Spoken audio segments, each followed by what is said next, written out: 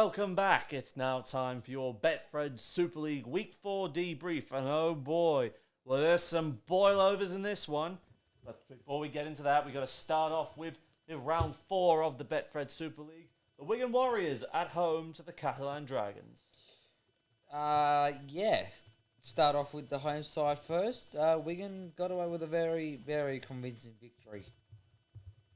Yes, they certainly did. Of course, they downed the Castleford Tigers 36-0 at the Jungle, whilst the Catalan rolled over the top of Hull FC 38 points to 6.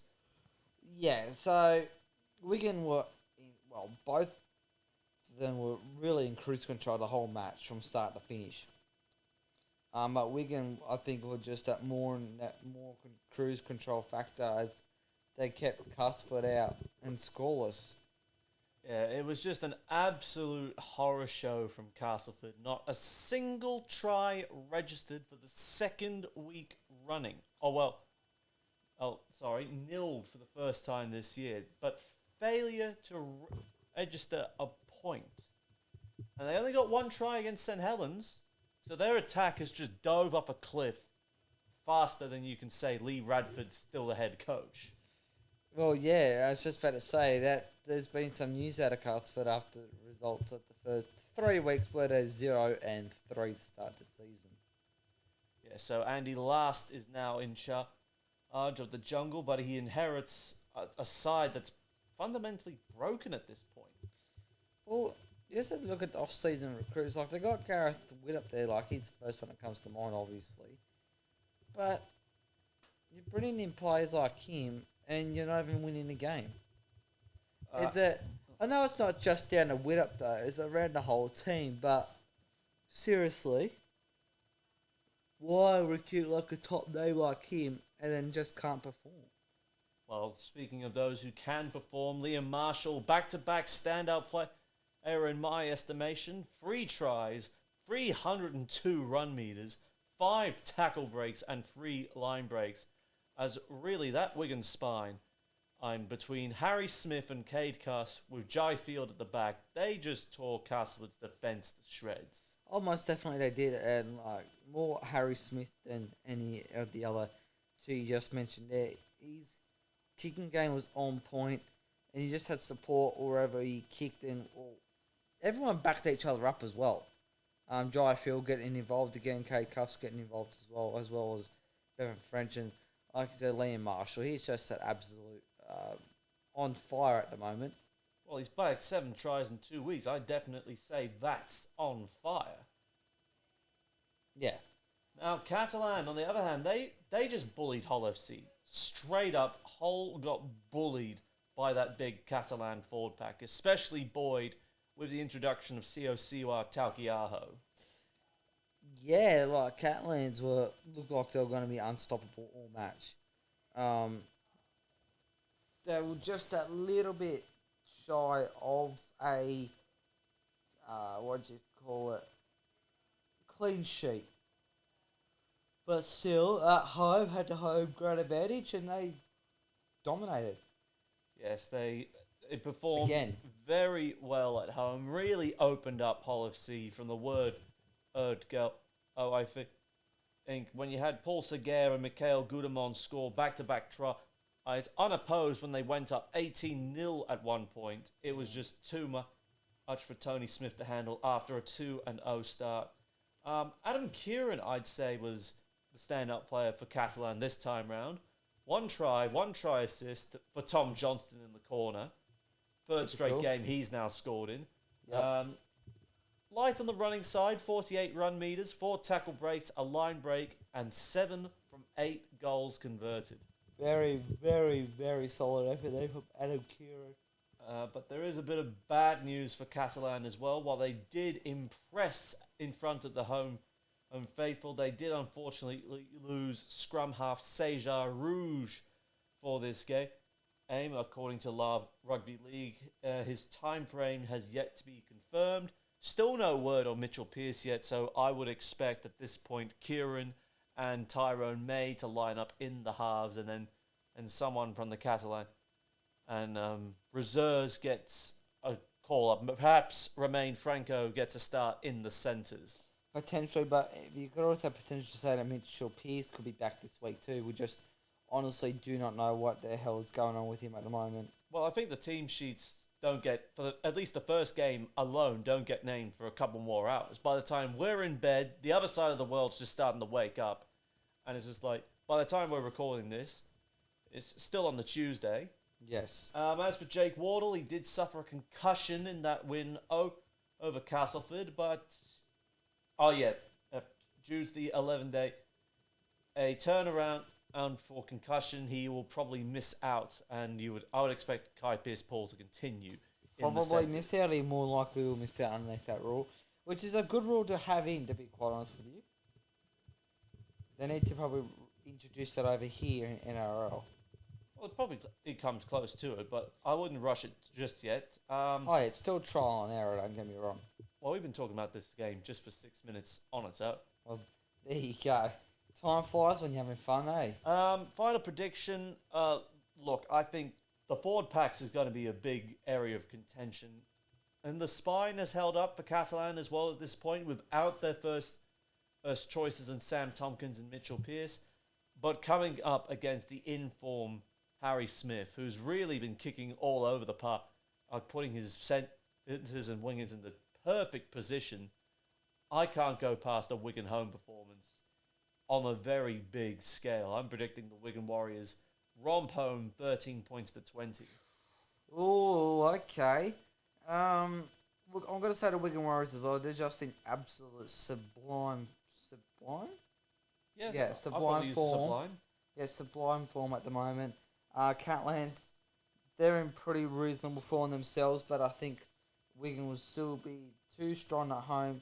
Wigan to win 7-12. So one that says a blowout, the other one a bit more competitive, but a cherry and white dressing on the cake.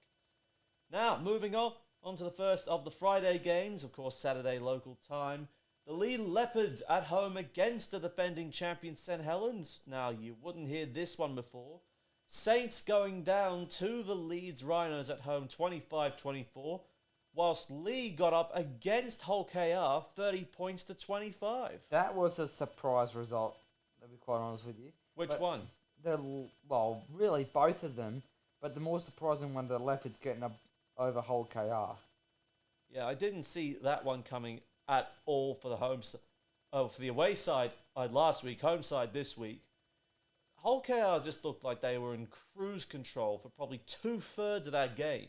Yeah, they certainly did. But then something happened. And we don't know what it was, but something happened and they just simply fell off a cliff and let the Leopards come back at them. Well, a half-time drop goal from Jordan Abdul. We know what happens when there's a first-half drop goal involved. Most of the time. They were lucky to get away in the second half against the Wigan Warriors back in round 1 at Craven Park. But unfortunately, this time round, it did not work out after what was really a sublime start for the Robins. Sublime is probably a really good word to sum up their first half. They're only up 19-12 at half time, so it was mostly their way, but it wasn't all their way, if you know what I mean. Like, Lee were competitive and within touching distance with them, and touching distance is certainly what happened and overtook them for the lead late on in the match, you could say. I definitely think Mikey Lewis was running the show alongside Jordan Abdul. I mean, if you watch that first try alone, the link play between Kenny Dow and Kane Lynette off the Abdul crossfield kick to set up that first try, that was just perfection. Perfection is what. And then Mikey Lewis, he opens up, he scores a try, almost could have scored another or set up another, and they just run away with it moving forward. But then they just hung in there, Lee. And I tell you what, Josh Charnley, he was my first choice for stand and our player from this game. 2 tries, 172 run meters, 3 tackle breaks, 2 line breaks, and a single offload to his credit. But Gareth O'Brien, orchestrating that off the back, 60 run meters, 3 try assists, and 8 tackles, no miss in defense. And it's not exactly the first choice halves for the Lee Leopards, but really, he flexing the edges out between Charnley and Tom Briscoe, bagging 4 of the Leopards' 5 tries all up. Wow, that's absolutely incredible there. I mean, you said it's not the first choice halves, but it's still going really solid. So imagine what they're going to be like with the first choice halves later on in the season. Well, I do correct myself. Lachlan Lamb was playing at standoff and O'Brien was at fullback. Ah, right. So, glad I caught that one early. Otherwise, it could have ended in disaster. Like it did for St. Helens. Ended in disaster. Oh, well, what do you make of that? I think the jet lag's finally kicking in. Well, not just that, but I gotta say, all credit to the Leeds Rhinos on this one. They stuck it to the defending champions and just saying, we're not gonna roll over and just become another victim. We're just gonna stick it to you and see what happens. Yeah, look, Leeds have got one back on St. Helens after the grand final last season, and so they had 1-0 for the grand final rematch for this season. But yeah, Leeds did exceptionally well, and to slot it over to the Blake Austin, I don't know, it wasn't very long to go in the game, but very, very well done to the Leeds Rhinos. The open ended just trying to unsettle that St. Helens defensive line, which is practically rock solid at its best. And they did it. The length of the field effort for Ash Hanley to score the first try, and then Rhys Martin's second try, which locked the game up at 24 all. How many Saints players did he bump off or get away from? Not just him, but that entire Leeds attacking line that was just like, keep that ball alive against this red and white wall of all costs. I'm guessing there was quite a few that they bumped off. I just lost count, really. But Rhys Martin, he rolled over. He broke through the tackle and rolled over to score the Absolutely insane. And he was my standout player for this one. 2 tries, 138 run meters, 12 tackle breaks, 1 line break, 3 offloads, and 4 from 4 goals converted. A fan favourite out at Headingley. I think he's just kick-started Leeds Rhinos season right here. Yeah, you could possibly say that. And let's hope it continues for him. This the run that they've been saying about, like in their pre-season. They've been carried on the form that had minus the grand final, the form that they had at the end of last season, heading into this season, which they have done so far. This could really be a good year for the Rhinos. And so far it's looking like that way. But it's still obviously a very, very long way to go. Yes, we're only a month into this campaign and already Leeds have got their first win after, well, a blowout and a narrow loss to Hull all in the first 2 weeks. Now, the champions will go into the clash against Lee a little bit under strength on the edges. Both Sione Matautier and Curtis Siranen have been ruled out. Matautier, a 2-match ban for a grade C dangerous contact, while Siranen will miss the trip. To Lee will be back in time for the next clash. Conrad Hurrell shown a red card within the final 5 minutes. He's going to be missing for 2 games as well. Well, that pretty much turned the game on its head, really. The Conrad Hurrell getting sent off in the last 5 minutes. That really heavily played into Leeds' favour. It certainly did. It Leeds scoring tries when Saints were really down to 12, and the final icing on the cake, the Blake Austin drop goal, as you mentioned. But I still think St. Helens will be out for vengeance at this point. They will be looking for a response to that really uncharacteristic defensive display.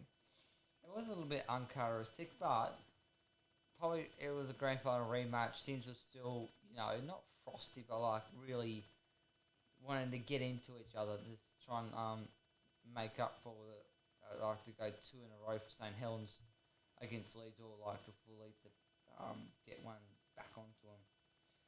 As for Lee, they will be without Ben Reynolds, who was handed a 2-game and for a grade D dangerous contact charge as well. So Lee not exactly in the best position either. I would expect Joe Mellor to get a recall or at scrum half alongside Lachlan Lamb.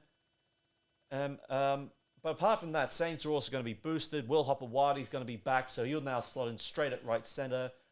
Jake Winfield, James Bell, I'd expect straight onto the edge in the absence of both Matautier and Sirinen on top of Joe Batchelor long term. And then Ignatius Passy will also be back on the bench for this one as well. So Saints getting a bit of reinforcement to compensate for the losses. I think the champions bounce back after that unsettling defensive display, win 13-20. Read my mind. You read my mind. Or I read yours, one of the two. You're saying Helms to be way too strong for the Lee Leopards and win this one 13-20. Yes, the Lee Leopards put up a competitive game last week, but that won't carry over into the reigning four-time defending champions. I just had to think for a second. That's unheard of, that's why. Now from the boroughs of Lee to East Hull. Hull KR back in action at Craven Park up against the Warrington Wolves, who ran out over Salford 36 points to 20, but not before coming back from a 20-6 deficit. Yes. Don't know what the hell happened to Salford, up 26 at halftime and still managed to lose it.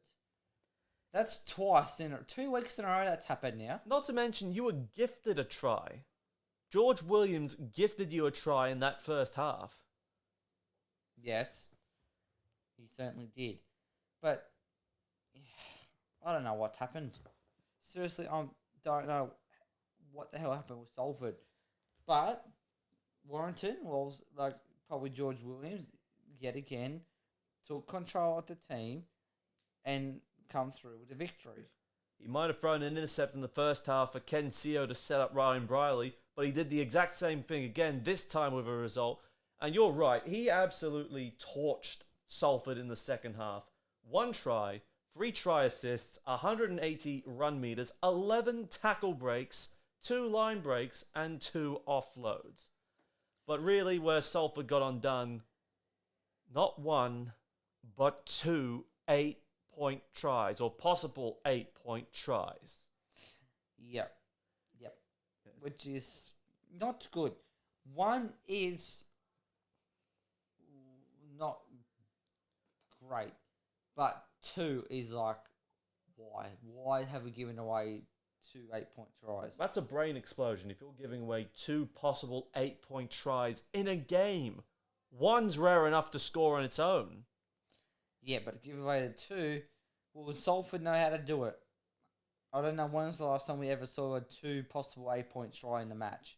Well, that's probably a question for Sky Sports stats man Ian Proctor to probably answer for that. Probably never happened as far as I remember. Me neither. I might have to send him a little message later on to question it. The good news is that neither Callum Watkins nor Tyler Dupree will face any further sanction from the RFL.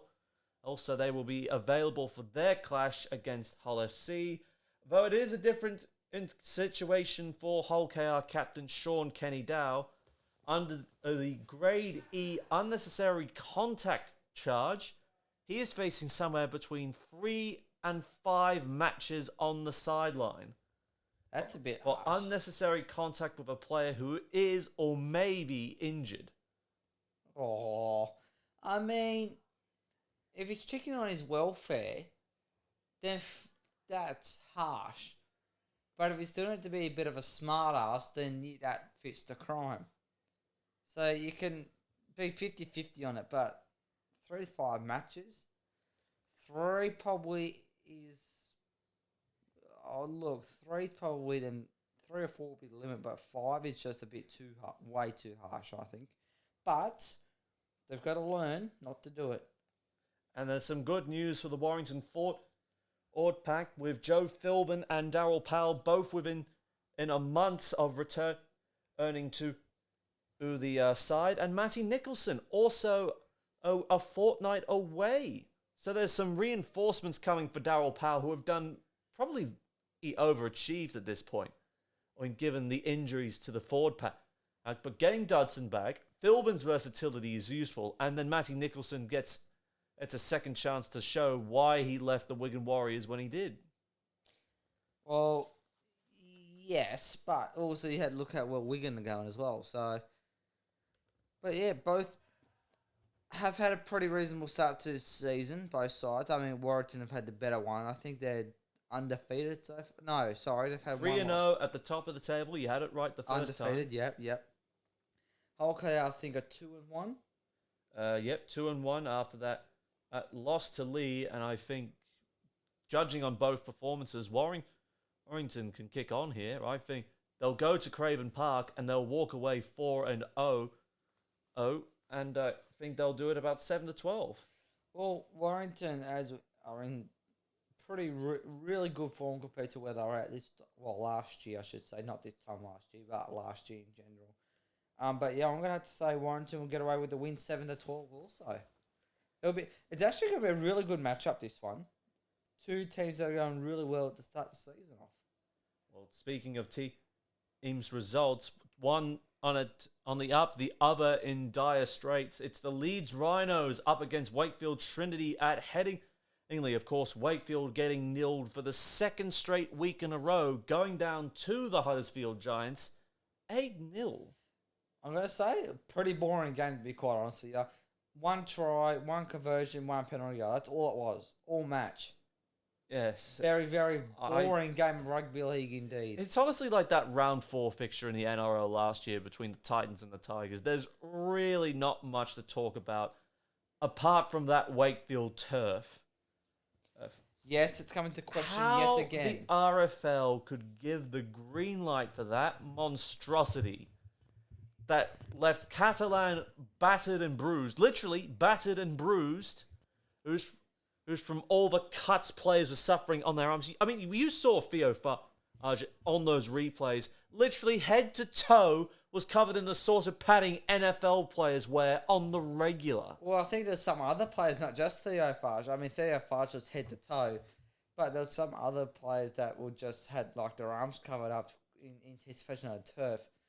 But seriously, this is going to be a big talking point every single Wakefield home game this season. I would not, if I was an opposition, I would not want to play at the Be Well Support Stadium. I would not want to be an opposition, let alone the home side. I wouldn't want to be playing on this thing either. Even if I somehow did develop a tolerance for that turf, I would not want to play every home game there. No, it's absolutely ridiculous. Hopefully they resolve the issues sooner rather than later, but I seriously don't know how they got away with it. It's bullshit, really. Now, good news for Leeds Rhinos fans. Morgan Gannon and James Bentley could both be included in the game day 17. Of course, Gannon returning after spending 12 days on the sideline due to concussion, whilst James Bentley, he was named for the clash against St Helens but didn't feature, so he could make his first appearance of the year. Whilst for Wakefield, the bodies, and I do mean the bodies, I should say, are piling up at this point. Max Jowett now been ruled out for 3 months due to an ankle injury. Kalepi Tanganoa tweaked his hamstring, so he's going to be missing for a few more rounds, according to Love Rugby League. Rhyse Lynn to miss the next 2 due to a medical issue, but probably the biggest blow of them all. Just within the last half an hour, it has been confirmed that Lewis Murphy has done his ACL and will miss the rest of the 2023 season. That's disappointing. And with the speculation that he is actually signed to join the Sydney Roosters, that was probably the last time we will see Lewis Murphy line up in a Wakefield Trinity jumper. Well, I haven't heard that news about potential signing with the Sydney Roosters, but that is a devastating blow for Wakefield because he's been on the rise. We saw how he was playing at the back end of last season. He was like one of the best players for Wakefield at the back end of the season. Well, that was his rookie season, and he was hoping to achieve things bigger and better before, but now it is just left. The scans have just today confirmed the severity after he limped off the field in the first half clash against Huddersfield. Jeez, I wonder why. Well, of course, the Daily Telegraph previously reporting that the Roosters have agreed to take him on in 2024. There you go. But all the Wakefield injuries, I wonder why that's been the case. Would I maybe more than likely be right in saying the turf? it could potentially be the case that it is the turf that's doing more harm to their players than good. But the RFL really needs to get an independent assessment of that ground in. Because it seems to me, if Catalan have got players that have had players that did not pull up for the game against Lee after the season opener, there is something fundamentally wrong on there. This cannot stand any longer. No. It's only a matter of time for when they tear it up and lay down new stuff. But in saying that... Bomb it! Get RAF Bomber Command on there. They've got a target other than the Nürburgring. So get the James May settings off the Nürburgring, get it onto Bellevue, and just bomb that turf until it stops injuring players. Well, you might as well bomb the whole place because they're doing construction work anyway. No, just the turf. Okay, just bomb the turf. Okay. The North Stand can stay where it is, and then they can decide what they want to do with the rest of the terraces. But that turf, bomb it! Yes. But seriously, the more and more stuff like this happens, the more and more teams don't want to go there to play. But if they need to tear it up, they have to be... It's going to be a long process. Move them out, send them elsewhere across West Yorkshire. If they have to play at the Jungle, play at the Jungle. If they have to play in Featherstone, play in Featherstone. But just somewhere that is actually a Super League standard turf there. They probably wouldn't want to have two teams playing out of the Jungle. So they're probably moving to Featherstone instead. Sacrifices you have to make. But yeah, it can't go on like this. No, evidence enough alone. Oh, and why do you think Huddersfield had to take all those measures in the first place? Now, side rant aside, this is just going to be an ugly fest for Wakefield fans. Already nilled twice in a row. This is going to stretch to 3. Leeds Rhinos are going to win this one big, off the confidence that they got knocking the champions off their perch. Yeah? What margin? 21 plus. There you go. Have to agree with you. Second time I'm tipping Leeds, but I'm feeling a lot more confident about the result at the end of the tunnel. They're coming against Wakefield. Like, seriously, they've unfortunately lost Lewis Murphy, who's an up-and-comer, a really good up-and-comer, and all the other injuries that they've got from probably the shit turf.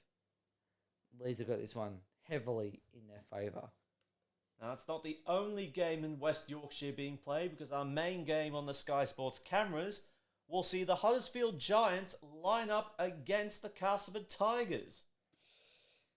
Yeah, well, we know what Castleford's future is looking like at the top of the tree. Radford-less future at the Jungle, showing the door after just 3 games into the season. Let's just do this real quick recap on the Castleford Tigers. They go down in a competitive match against Hull FC, 32-30. They have their first home game a year against the reigning champion St Helens. Not necessarily a guarantee they were going to win that game, but you were still brave enough to tip them. Yes. And then they go up against the semi-finalists, who are front-runners for the grand final, still are in the Wigan Warriors, and they go down 6-0. And by mutual consent, Lee Radford walks out the door several months before he was initially going to leave anyway. Andy Last, now in charge at the Jungle. But they say mutual consent, but I say they fired him. Literally fired him. But to be, 3 weeks in, that is probably the earliest coach termination or whatever they want to call it. That I've ever seen. You usually say about mid-season, yes, but not like 3 weeks in. That's just absolutely crazy. But at least he's doing it now. So, Andy, I can't remember it. Andy Last can try and do something with Castleford sooner rather than later. If that makes sense. The sooner rather than later is just going to add more injuries to the insult of having the coach sacked a month into the season. Niall Evalds, shoulder injury, so he's out. Baretta Farimo has a hip problem. He's out too. And Paul McShay, and lost to back spasms after his 200th game. So already a triple injury blow. Plus head coach dramas. Exactly, the head coach gets sacked. Oh dear, this is not looking good for Castleford.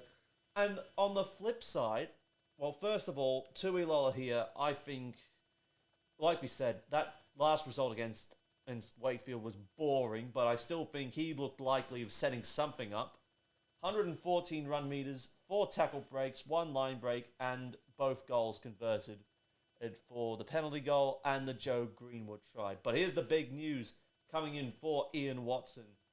Jake Connor is set to make his debut for the Giants, as Ian Watson said, and he was likely to make his debut in either rounds 3 or 4. I think right decision to rest him for round 3. So now he could probably come in at standoff for round 4. At the same time, Kevin Nagama also due back as well after missing the win at Wakefield as well. Yeah, so good timing if you're a Huddersfield supporter. Just building on what they have done so far this season. Well, so far are a 26-16 loss to Warrington and an 8-0 win over Wakefield. But I think that they're looking for a bumper home crowd right here. Well, Jake Connor, second coming in the claret and gold. I don't think he'll disappoint. I think he will put on a clinic to show, under Ian Watson, where Huddersfield are going and how far they can go. And like with all the issues that Castle have been going with, new interim head coach, 3 players gone, they just literally started the season at the going down a cliff, seriously. But this will be a massive, convincing victory for Huddersfield Giants at home. I'm going to say Huddersfield 21 plus. I'm going to go Huddersfield 13-20. Ooh, but it's still a big win for the Giants and another notch up for Ian Watson's rebuild. And finally, on Sunday, we'll see Hull FC go up against the Salford Red Devils.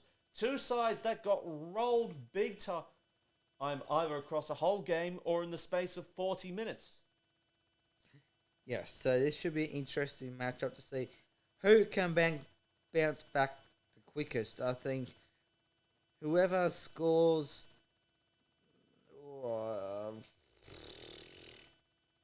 whoever's got the lead at half time will go on to win this match.